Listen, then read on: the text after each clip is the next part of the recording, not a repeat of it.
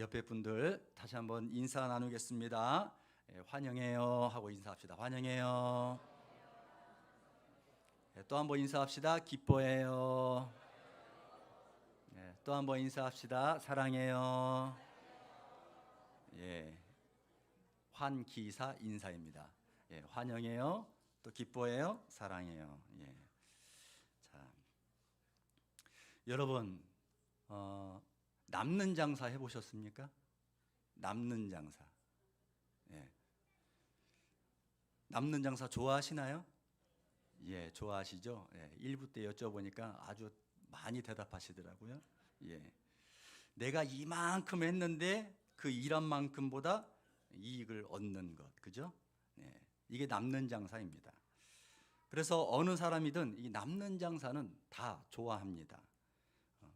내가 너한테 이만큼 했는데 너는 나한테 어떻게 할 거야? 아니 내가 너한테 이렇게 했는데 너는 이거밖에 안 해? 어떻게 그럴 수 있어? 라고 이런 말들을 하죠. 남녀 사이든 또 부부 사이든 연인이든 친구든 아니면 부모 사이든 부모와 자녀 사이든 어쨌든 누구나 다 남는 장사를 좋아합니다.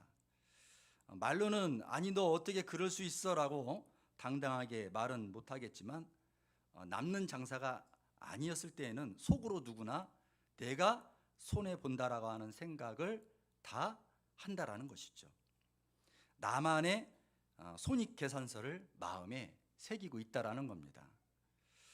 그런데 여러분 이렇게 남는 장사하여 자기만의 손익계산서를 생각하는 이것은 사랑이 아닙니다. 사랑이 아니죠. 이런 사랑은 자기가 해주면서 해줄 것으로 있는 것으로 그 보상을 받는 것, 이것은 사랑이 아닙니다. 그런데 여러분 희생도 그렇습니다. 또 하나의 사랑 속에 희생이라고 하는 단어를 떠올릴 수가 있는데요. 이 희생이라는 단어도 마찬가지로 사람들은 별로 좋아하지 않습니다. 그리고 아무도 희생하지 않습니다. 그런데 왜 아무도 희생하지 않는다라고 말할 수 있는지 아십니까? 아니 희생을 했는데 왜 희생이 아니라고 하는가? 왜냐하면 그 사랑 속의 희생은 다 내가 좋아서 한 거기 때문입니다. 내가 좋아서 하는 것은 희생이 아니죠. 내가 기분으로 감정으로 좋아하는 것은 희생이 아닙니다. 여러분 우리 예수님을 한번 생각해 보시기 바랍니다. 사실 오늘 우리 샬롬 찬양대에서 찬양을 해주셨는데 샬롬 찬양대의 찬양의 그 가사 속에 오늘 참사랑의 의미가 다 담겨 있습니다. 그래서 저는 이 찬양대의 찬양을 듣고 사실은 그냥 끝내려고 그랬습니다. 왜냐하면 그 안에 다 말씀이 들어있기 때문이죠. 그런데 보니까 이 희생이라고 하는 것, 여러분 예수님 생각해 보십시오. 예수님이 좋아서 희생하셨습니까? 그렇지 않다라는 거죠. 우리가 예수님의 희생을 착각을 해서는 안 됩니다. 예수님은 희생을 좋아서 하신 것이 아니라 예수님은 무엇을 얻겠다라고 희생을 한 것이 아닙니다. 예수님이 얻으신 것은 단 한 가지, 그저 죽음뿐이었다라는 거죠. 그리고 그것을 누가 얻었습니까? 그 유익을 누가 얻었습니까? 수많은 인간들이 유익을 얻은 것입니다. 예수님은 그 어느 것도 얻지 못하셨지만 그러나 사람들에게는 그 유익을 얻도록 하셨죠. 이것이 바로 무엇이냐? 희생입니다. 여러분 남는 장사와 사랑은 매우 필연적인 관계이죠. 뗄래야 뗄 수 없는 관계 속에서 여기에 발견되는 것이 뭐냐? 바로 진짜 사랑과 가짜 사랑이 나눠진다라는 겁니다. 희생도 그렇습니다. 내가 좋아서 하는 희생이 있고 또 좋아하지 않지만 자발적인 희생이 있습니다. 여기에서도 진짜 희생과 가짜 희생을 구분할 수가 있습니다. 그런데 오늘 말씀을 잘 보시기 바랍니다. 오늘 말씀을 보면 우리가 말과 혀로만 어떻게 하지 말자라고요? 사랑하지 말자. 말과 혀로만 사랑하지 말자라고 말합니다. 그리고 행함과 진실함으로 하자. 말과 혀로만 사랑하는 것은 이것은 가짜 사랑이고, 그리고 행함과 진실함으로 하는 것은 진짜 사랑이다라는 것입니다. 여러분, 오늘 우리 가족들에게 또는 이웃들에게 또는 동역자들에게 동료들에게 어떤 사랑을 하고 계십니까? 과연 내가 하고 있는 사랑은 진짜인가 가짜인가 생각을 해보셨습니까? 여러분, 어느 날 바리새인과 서기관들이 예수님의 약점을 찾으려고 눈을 부릅뜨고 있었습니다. 예수님이 제자들과 함께 있는데 제자들의 모습을 유심히 보니까 이들이 씻지 않는 손으로 떡을 먹는 모습을 보게 됩니다. 바리새인과 서기관들이 바로 이것을 보고 잘됐다 싶어서 이 모습을 문제를 삼기 시작합니다. 아니 예수님, 지금 제자들이 씻지 않는 손으로 떡을 먹고 있습니다. 이것은 분명히 율법을 어긴 것입니다 라고 말을 합니다. 그런데 가만히 보니까 성경 어디에도 음식을 먹기 전에 손을 씻으라는 말은 없었다라는 것입니다.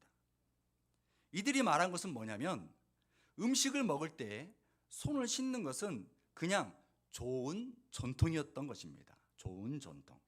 왜냐하면 그 더운 지방에서 음식을 먹을 때에는 여러 질병들을 걸릴 수 있는 확률이 많기 때문에 조심해야 됐습니다.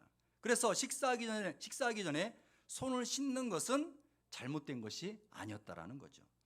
그런데 문제는 뭐였냐면 그 손을 씻는 것이 전통으로 굳어져서 손을 씻지 않는 사람이 음식을 먹는 그것은 안 된다라고 판단하고 정죄하기까지 이른 이것이 바로 잘못된 것이었다라는 거죠. 이것이 고약한 전통으로 되어버렸다라는 것입니다. 결국 이것을 통해서 남을 판단하고 또 정죄하고 그리고 남을 향해서 손가락질하는 그런 고약한 전통이 되어버렸다라는 것이죠. 정작 본연의 예수님의 말씀의 본질을 들으려고 한 것이 아니라 어떻게 하면 책 잡아서 넘어뜨리고 쓰러뜨릴까 하는 것으로 구상하다 보니까 이 좋은 전통을 고약한 전통으로 뒤집어 씌워서 상대방을 죽이려고 했던 것입니다. 이래서 이런 전통은 진짜 전통이 아닌 것이죠. 이것을 뭐라고 말할 수 있냐면 한번 따라해 봅니다. 비본질이 본질을 집어삼켜 버린다. 네. 비본질이 본질을 집어삼켜 버렸다라고 말할 수가 있는 것이죠. 우리가 사랑을 하는 것도 마찬가지입니다. 사랑을 하는 것도 내가 사랑을 한다고 해놓고서는 결국 이 사랑을 자신을 향한 사랑으로 전부 되돌려 놓는다라는 것입니다. 그리고서 하는 말이 나는 너를 낳아서 너를 사랑했고 너를 길러서 사랑을 했고 너에게 모든 것을 해주어서 사랑했다라고 말을 한다라는 것입니다. 이것은 자기만의 사랑을 가지고 본질적인 사랑을 왜곡하여 자기만의 비본질을 본질처럼 착각하면서 사랑을 하는 것이죠. 자기의 비본질적인 사랑이 진짜 본질적인 사랑을 삼켜버린 것입니다. 그리고서는 너는 왜 나의 사랑 안에 들어와 있지 않니 하면서 나는 너를 사랑했는데 너는 왜 나를 사랑하지 않느냐라고 판단을 하고 비판을 하고 결국 그 사람을 가스라이팅과 같은 그런 성격으로 매도하면서 살아가는 그런 이기적인 인생이 바로 오늘 우리의 모습입니다. 여러분, 만약에 우리 사랑하는 자녀들이 집에 오자마자 그냥 허겁지겁 집에 들어오더니 냉장고 문을 열고 흙 묻은 손으로 빵을 뜯어 먹는다라고 가정을 한번 해봅시다. 그러면 부모는 당연히 뭘 합니까? 잔소리를 하겠죠. 그죠? 잔소리를 합니다. 왜 잔소리를 합니까? 물론 사랑하니까. 그죠? 사랑하니까. 얘야, 너 그렇게 흙 묻은 손으로 음식을 먹으면 어떡하니? 안 돼! 안 돼! 그쵸? 아이들한테는 항상 안 돼! 그러면 안 돼. 그러지 마. 그리고 어디를 향해 가라고 합니까? 빨리 손 씻어야지 라고 얘기를 하죠. 그리고 빵을 뺏어 버립니다. 그리고 손을 씻게 만들어 버리죠.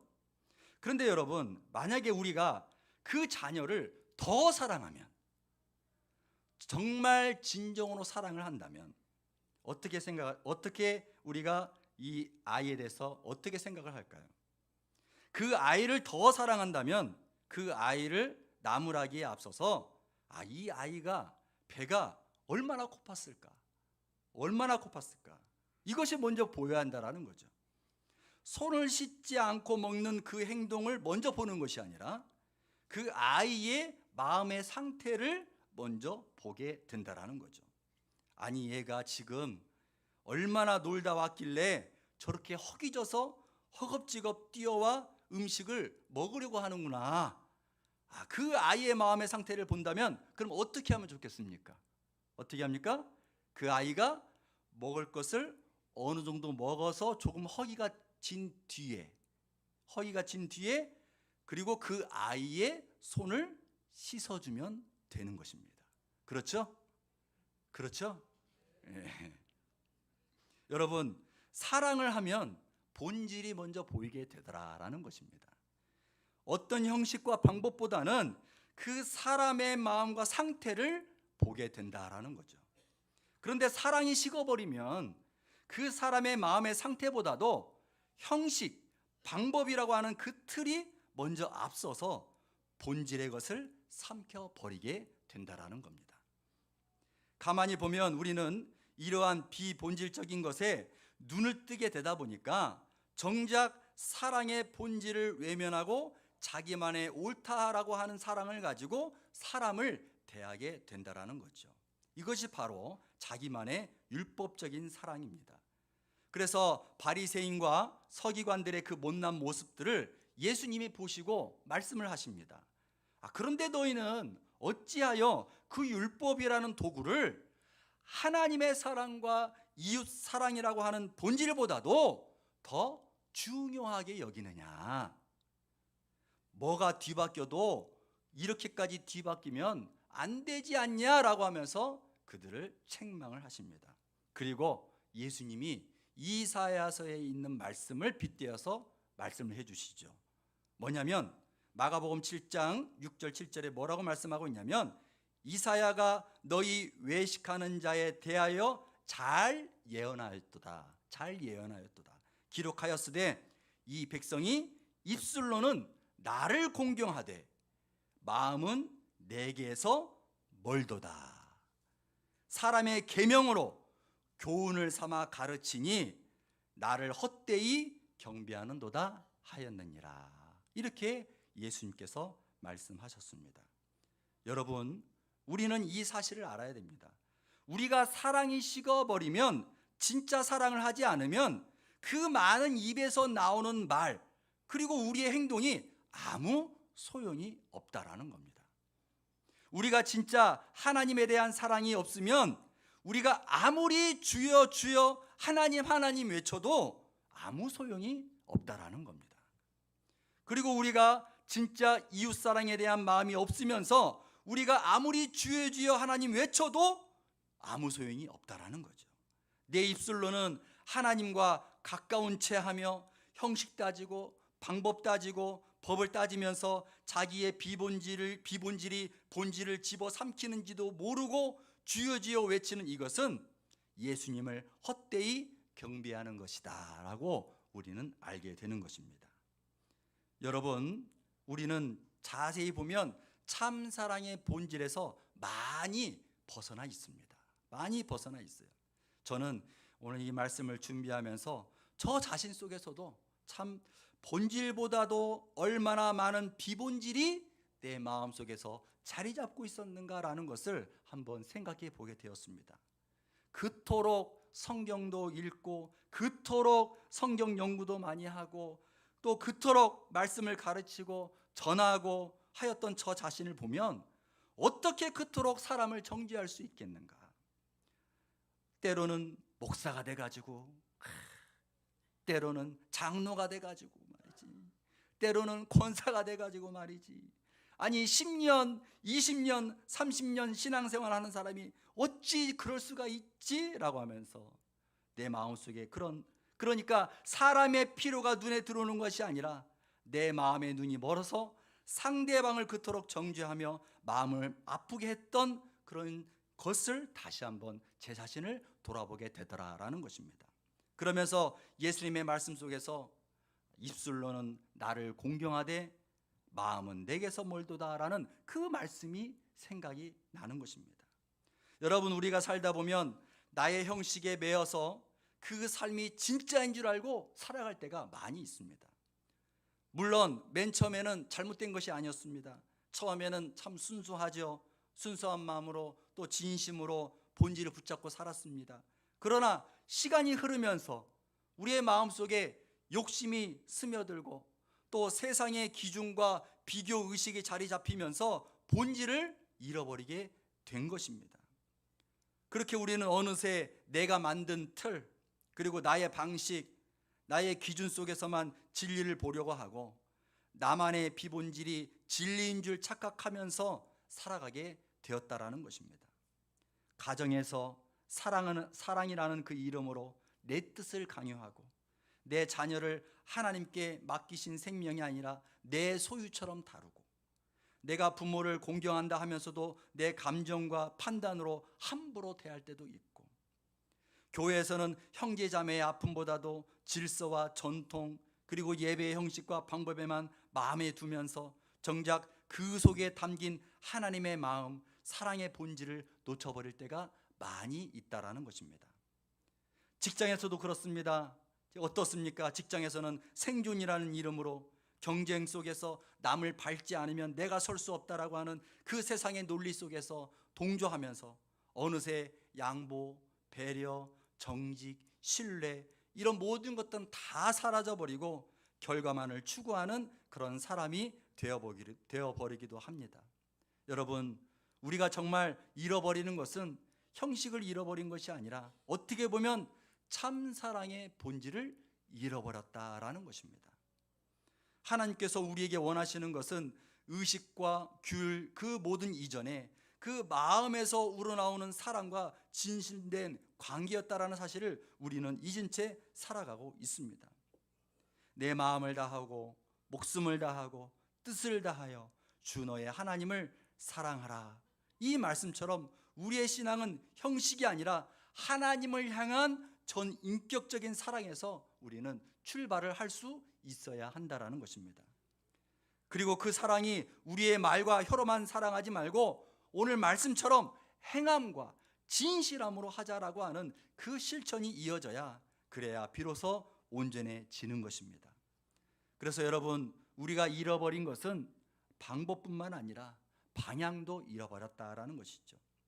내 중심이 아닌 하나님 중심으로, 내 기준이 아닌 말씀의 기준으로 다시금 우리의 삶의 기준을 바로 세워야 할 줄로 믿습니다. 하나님을 사랑한다라고 하는 것은 곧 하나님의 마음으로 세상을 보고 하나님의 눈으로 이웃을 바라볼 수 있어야 하는 것입니다.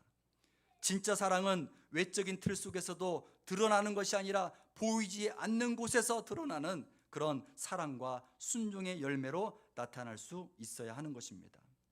여러분, 행복한 만남 전도 축제 이것도 마찬가지입니다.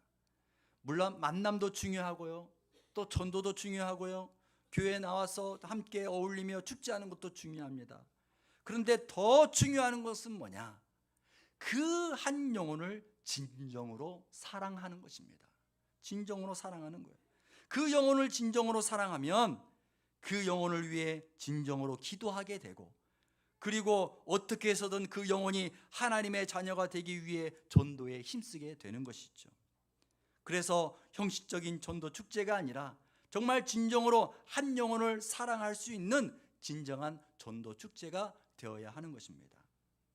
여러분, 어느 날 한 율법 교사가 예수님께 물었습니다. 선생님, 내가 무엇을 해야 영생을 얻을 수 있겠습니까? 라고 하자 예수님이 말씀하셨습니다. 그래, 율법에는 무엇이 있다라고 그렇게 기록이 되어 있더냐?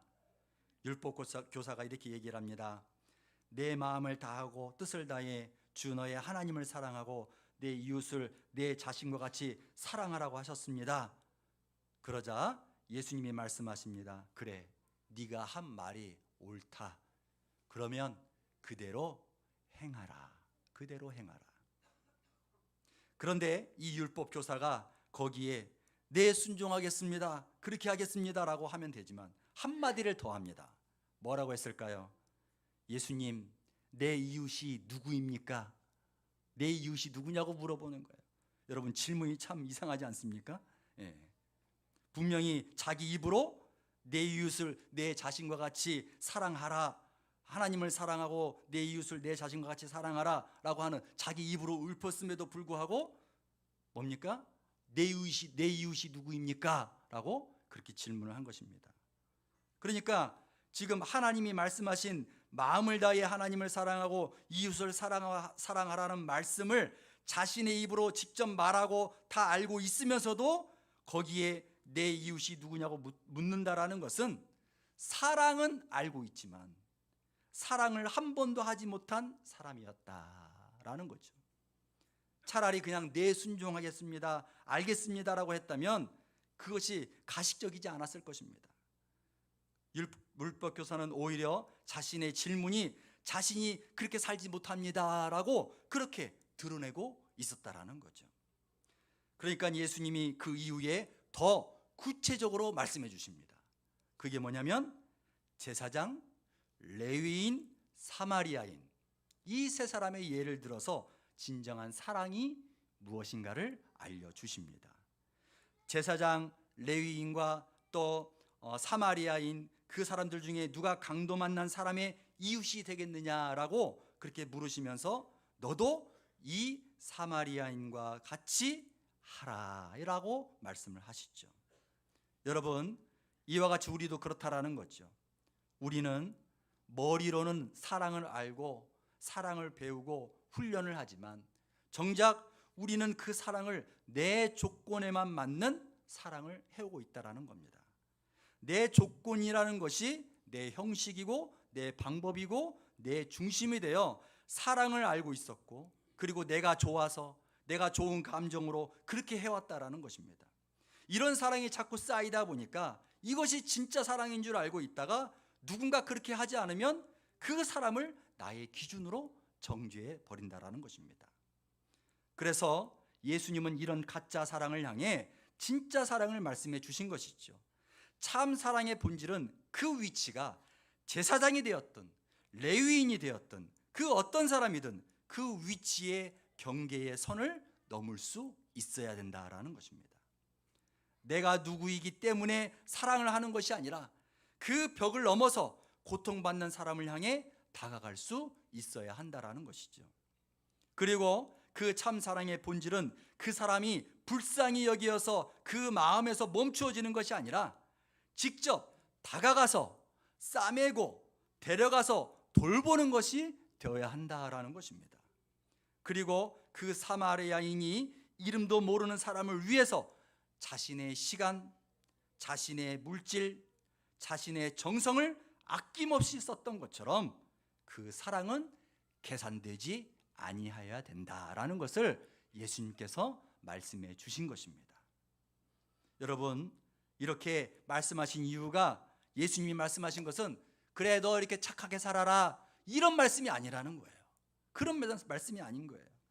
예수님이 말씀하신 것은 사마리아인의 행동은 생명을 살리는 참사랑의 모습이었다라고 말씀을 하고 계신 것입니다. 그 참사랑의 모습을 가진 사람이야말로 죽음에서 생명으로 건질 수 있는 복음의 능력을 경험하게 된다라는 것입니다. 사랑하는 여러분, 여러분들의 사랑이 한 영혼을 죽음에서 생명으로 건질 수 있는 능력의 사랑이 되시기를 바랍니다.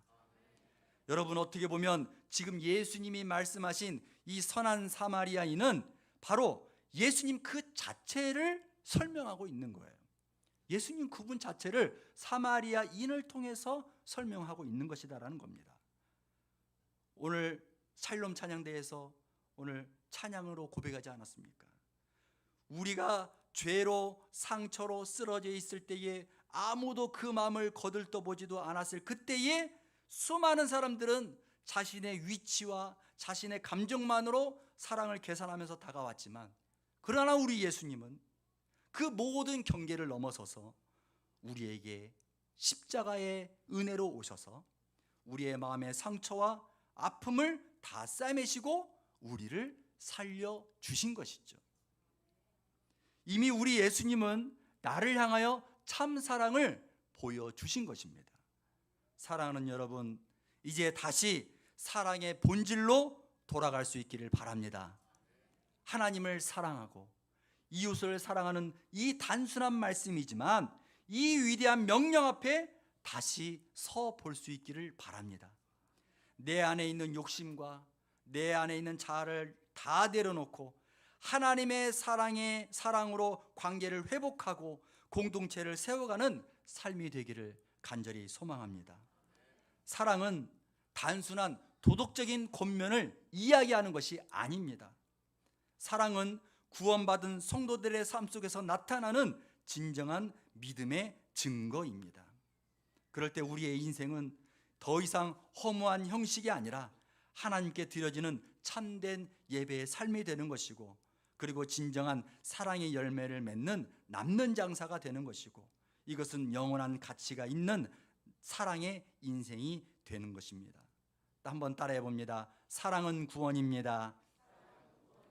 사랑은 은혜입니다. 사랑은 믿음입니다. 사랑은 증거입니다. 여러분, 사랑은 구원입니다. 구원입니다. 그리고 사랑은 은혜입니다. 십자가의 은혜. 그리고 사랑은 믿음입니다. 믿음.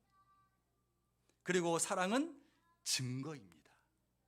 증거를 통해서 열매가 나타나는 것입니다. 오늘 주신 말씀을 통해서 여러분들의 삶이 사랑의 능력을 체험할 수 있기를 바랍니다.